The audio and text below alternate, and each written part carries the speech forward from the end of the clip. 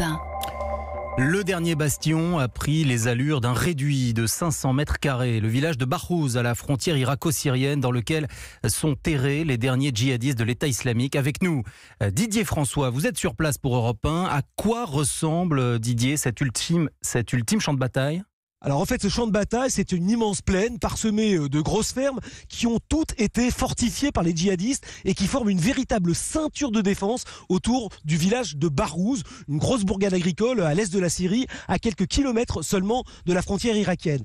Et dans ce dernier réduit de l'État islamique sont concentrés quelques 500 combattants, beaucoup d'étrangers, dont quelques Européens, des fanatiques plutôt aguerris et qui n'ont plus nulle part où aller, ce qui en fait des adversaires redoutables. On les voit d'ailleurs assez peu depuis les positions kurdes qui cernent totalement la localité, parfois une moto qui passe rapidement ou une ombre qui se faufile entre deux bâtiments, parce qu'évidemment il y a dans le ciel une telle concentration d'avions et de drones de la coalition antiterroriste qu'ils ne peuvent pas rester très longtemps à découvert. En revanche, on devine parfaitement à une centaine de mètres les réseaux de tranchées qui ont été creusés entre les différents postes de combat, d'ailleurs souvent installés dans des habitations. Didier, dites-moi, c'est une question que l'on se pose ici depuis Paris. Pourquoi cette ultime offensive tarde-t-elle à être déclenchée ?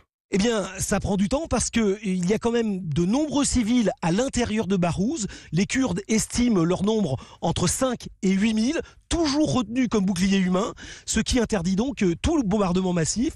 Le choix tactique qui a été fait dès lors, c'est de grignoter le périmètre de défense avec des opérations coup de poing des forces spéciales qui permettent l'évacuation des civils, l'arrestation des djihadistes qui tentent de se faufiler dans le flot des réfugiés. Ensuite, il faut nettoyer les zones parce qu'ils laissent toujours des kamikazes derrière eux, et puis boucher les tunnels qui courent sur plusieurs centaines de mètres et qui leur permet de faire des contre-attaques.